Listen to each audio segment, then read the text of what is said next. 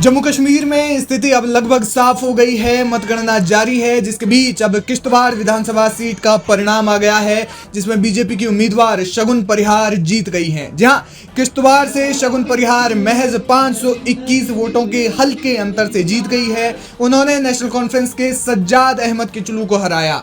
इस सीट से तीसरे नंबर पर पीडीपी रही। पीडीपी से फिरदौस अहमद तक चुनावी मैदान में थे, जिन्हें 28,056 वोट मिले। इस जीत पर शगुन परिहार ने खुशी जताई है और उन्होंने किश्तवाड़ की जनता को धन्यवाद दिया। साथ ही बीजेपी का उन्हें मौका देने और उन पर भरोसा जताने के लिए बीजेपी का उन्होंने आभार जताया। जीत के बाद शगुन परिहार ने क्या कहा वो आपको बताएंगे, लेकिन पहले जान लेते हैं शगुन परिहार के बारे में। आपको बता दें कि शगुन परिहार जम्मू कश्मीर में बीजेपी के दिग्गज नेताओं में से एक रहे अनिल परिहार की भतीजी है और उनके पिता का नाम अजीत परिहार है।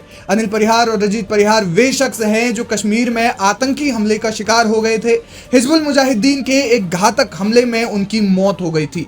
साल 2018 में हिजबुल के आतंकियों ने गोली मारकर उनकी हत्या कर दी थी। जब किश्तवाड़ विधानसभा चुनाव के लिए शगुन परिहार को टिकट दिया गया था तो प्रचार के दौरान पीएम मोदी ने कहा था कि बीजेपी ने आतंकी हमले से प्रभावित परिहार परिवार की बेटी को टिकट दिया है, जो दिखाता है कि बीजेपी कश्मीर में आतंकवाद को जड़ से खत्म करने के लिए पूरी तरह प्रतिबद्ध है। शगुन परिहार एक उच्च शिक्षित महिला है जिन्होंने इलेक्ट्रॉनिक्स में पीएचडी किया है। वो पहले से भारतीय राजनीति में सक्रिय नहीं थी।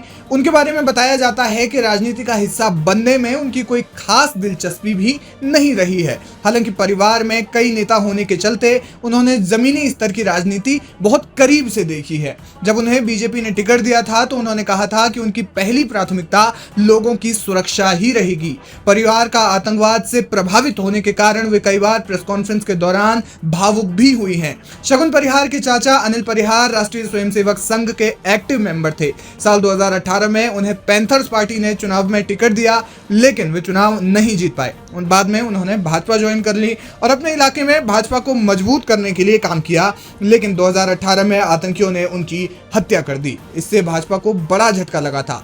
8 अक्टूबर को जब चुनाव की मतगणना शुरू हुई तो शगुन परिहार ने अपने घर के मंदिर में पूजा करके ईश्वर का आशीर्वाद लिया और चुनाव जीतने की कामना की। चुनाव जीतने के बाद शगुन परिहार की सबसे पहली प्रतिक्रिया आई है। उन्होंने इस प्रतिक्रिया में भी सुरक्षा को प्राथमिकता दी। जी तो ये आप विधायक बन चुकी हैं, आप लोगों के लिए सबसे पहले क्या कार्य करेंगी? सबसे पहले मैं यही करूंगी कि यहाँ पे जो हमारे सिक्योरिटी इश्यूज की वजह से हमने अपने बहुत सारे जवानों को खोया है। मैंने अपने पिता को खोया, किसी ने अपने बेटे को खोया, किसी ने भाई को खोया। बहुत से घरों को ये सिक्योरिटी इश्यू की वजह से वीरान कर दिया गया है। मेरी पहली कोशिश यही रहेगी कि यहाँ पे रहने वाले हर बच्चे के सिर पे पिता का साया रहे, हर घर में खुशहाली रहे, अमन रहे, शांति रहे, चैन रहे। बहरहाल जिन जिन सीटों पर बीजेपी जीत रही है वहां पर जश्न का माहौल है। बीजेपी के कार्यकर्ता पार्टी ऑफिस के बाहर पटाखे फोड़ रहे हैं, मिठाइयां बांट रहे हैं, डांस कर रहे हैं और ढोल नगाड़ों के साथ जमकर जश्न मना रहे हैं। जम्मू कश्मीर में बीजेपी के प्रदर्शन पर कई नेता बयान दे रहे हैं। भाजपा नेता कविंद्र गुप्ता ने कांग्रेस पर निशाना साधा और कहा कि नेशनल कॉन्फ्रेंस कांग्रेस को निकाल सकती है। इसके अलावा केंद्रीय मंत्री जितेंद्र सिंह ने भी अपनी प्रतिक्रिया दी है। वहीं केंद्रीय मंत्री जी किशन रेड्डी ने भी अपनी प्रतिक्रिया देते हुए कहा कि वे भाजपा के प्रदर्शन पर संतुष्ट हैं। हमने अच्छा परफॉर्म किया है, जो 90% सीटें हमने जीती हैं। जो कांग्रेस का प्रदर्शन रहा लगभग 10% से भी नीचे का रहा। कांग्रेस की मोहब्बत की दुकान जम्मू में बंद हो गई, ऐसा मुझे लगता है। तो अभी कोई लगता है कि बीजेपी सरकार बना पाएगी? देखिए, दावा किया गया 2 घंटे का समय दीजिए, उसके बाद देखते हैं क्या होता है। लेकिन बहुमत तो एनसी के साथ दिख रहा है। एनसी मुझे लगता है वो कांग्रेस को निकाल ना दे। कांग्रेस को निकाल देंगे? क्या पता है, उनका नेशनल कॉन्फ्रेंस के पहले भी कई समझौते हुए हैं, कई बार वो आते जाते रहे।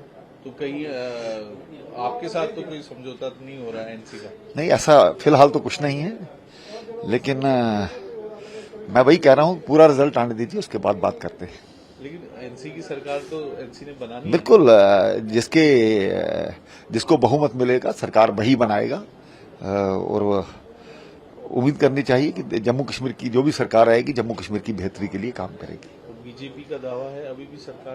देखिए, हमारी लीडरशिप अभी बैठी है, इस पर चर्चा की जाएगी, विचार किया जाएगा, आगे क्या हमारी रणनीति है ये आपको जल्द बता दिया जाएगा। सबसे पहले तो मैं ये कहूंगा कि प्रधानमंत्री मोदी जी के नेतृत्व में जिस प्रकार की एक इंक्लूसिव अप्रोच अपनाई गई पहली बार जम्मू कश्मीर में, जिस तरह के विकास के कार्य हुए, जिस तरह से पिछली कमियों की पूर्ति की गई, जिस तरह से संतुलित विकास हुआ, संतुलित वितरण हुआ साधनों का, चाहे वो जम्मू संभाग था चाहे कश्मीर का संभाग था, और जिस प्रकार से जात, मजहब, धर्म की राजनीति से ऊपर उठ करके, वोट बैंक की राजनीति से ऊपर उठ करके एक समान विकास हुआ है हर क्षेत्र का, हर वर्ग का। आपने देखा चाहे प्रधानमंत्री आवास योजना हो, जो कच्चे झोंपड़े पक्के में परिवर्तित हो, ये नहीं पूछा कि धर्म क्या है, जात, उसका अनुमोदन है ये। और दूसरा सबसे बड़ा सुखमय दृश्य ये कि जिस प्रकार भारी संख्या में मतदान आपको देखने को मिला, वोटर टर्नआउट, चाहे वो जम्मू था चाहे वो कश्मीर था, यानी आपने वो भी जमाना देखा कि 8-10% वोटर टर्नआउट हुआ करता था।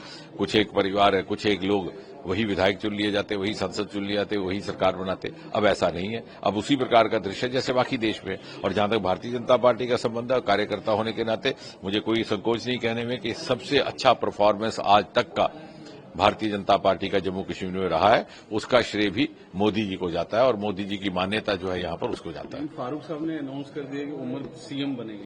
नहीं, ऐसा है कि अभी तो हंग असेंबली है, अभी तो किसी पार्टी को पूर्ण बहुमत मिला ही नहीं है। वो तो हम भी कह दें तो कोई इसका, लेकिन भारतीय जनता पार्टी ऐसी पार्टी जो वंशवाद पर आधारित नहीं है। यहाँ पर एक सामूहिक निर्णय होते हैं, लोकतांत्रिक पद्धति के आधार पर होते हैं। जब हमारे सारे विधायक डिक्लेयर हो जाएंगे, वो आएंगे, उनकी बैठक होगी, उनकी भी राय ली जाएगी, फिर हमारा शीर्ष नेतृत्व अपना भी मार्गदर्शन करेगा, तो उसके बाद आगे का एजेंडा तय होता है। बीजेपी सरकार बना सकती है अभी तो कोई भी सरकार बना सकता है, तो हक असेंबली है ना, तो वो तो बात की बात है, उस पर भी चर्चा नहीं हुई। तो हरियाणा में भी था आज पोलिंग, हरियाणा में जिस प्रकार से कांग्रेस मुक्त हरियाणा आपको देखने को मिल रहा है, ठीक उसी तरह का दृश्य आज आप जम्मू कश्मीर में भी देख रहे हैं। कांग्रेस ने जितनी सीटों पे चुनाव उतरे थे, मुझे लगता है उसमें से मात्र शायद 5 या 4 में वो जीत पाए हैं, उसमें से 3 एक शायद कश्मीर घाटी में और 2 एक जम्मू संभाग में। एनसी ने तो बहुत लोगों को रिलीजियस के नाम पर बंटवाराने के लिए प्रयास किया है, डिवाइड करने के लिए प्रयास किया है, पाकिस्तान का नाम लिया है, पाकिस्तान से लो से ट्रेड करना चाहते हैं, आतंकवाद को छोड़ना चाहते हैं, और इसके साथ साथ जो पाकिस्तान से बातचीत करना चाहते हैं, ऐसा बहुत कुछ वो टेररिज्म को जोड़ के, रिलीजियस को जोड़ के प्रयास किया है। और मगर इतना करने के बाद भी जम्मू में और कश्मीर में हमारे को अच्छा वोट मिला, अच्छा सीट मिला। आजाद के बाद इतना बड़ा सक्सेस भारतीय जनता पार्टी को जम्मू कश्मीर में। जगह थे हरियाणा और यहाँ क्या रहा, आपको क्या लगता है? एक तो है जो राहुल गांधी बार बार बोलते रहे, नरेंद्र मोदी जी का कॉन्फ्रेंस खत्म हो गया, हम कम करवाया, मगर नरेंद्र मोदी जी का कॉन्फ्रेंस कम नहीं हुआ है। नरेंद्र मोदी जी को जनता के ऊपर कॉन्फिडेंस है और जनता को भी नरेंद्र मोदी जी के नेतृत्व में, भारतीय जनता पार्टी के नेतृत्व में कॉन्फिडेंस है। और ये इस चुनाव में हरियाणा में भी कांग्रेस मुक्त कर दिया है, जम्मू कश्मीर में भी कांग्रेस मुक्त जम्मू कश्मीर हो गया। तो फारूक अब्दुल्ला का कहना है कि उमर ही सीएम बनेंगे। जो भी अभी गवर्नर किसको बुलाता है, कौन सा पार्टी को बुलाता है, वो डिपेंडिंग ऑन गवर्नर डिसीजन। आपको लगता है कि मेजोरिटी है एब्सोल्यूट या हंग है? अभी हंग है, कोई पार्टी को अभी जम्मू कश्मीर में मेजोरिटी नहीं है अभी, आज तक रिजल्ट, अभी तक जो इस समय का रिजल्ट। बीजेपी भी बना सकती है सरकार? अब तो तय नहीं किया, हम तय नहीं किया। अभी बैठना है, मीटिंग करना है, चर्चा करना है, हमारा विधायक आएंगे, चर्चा करेंगे, हमारा राष्ट्रीय नेतृत्व बात करेंगे क्या स्टैंड लेना चाहिए, राष्ट्रीय नेतृत्व जो मार्गदर्शन करेंगे, हमारा स्टेट लीडर्स का मार्गदर्शन डिसीजन लेंगे। सर 370 की बात को लेके अभी एनसी ने लड़ा है इलेक्शन, तो आपको मालूम है 370 हिस्ट्री है भारत का, अभी कोई इसको हटा नहीं सकता है, कोई पार्टी हो, कोई सरकार हो, नहीं हटा सकते।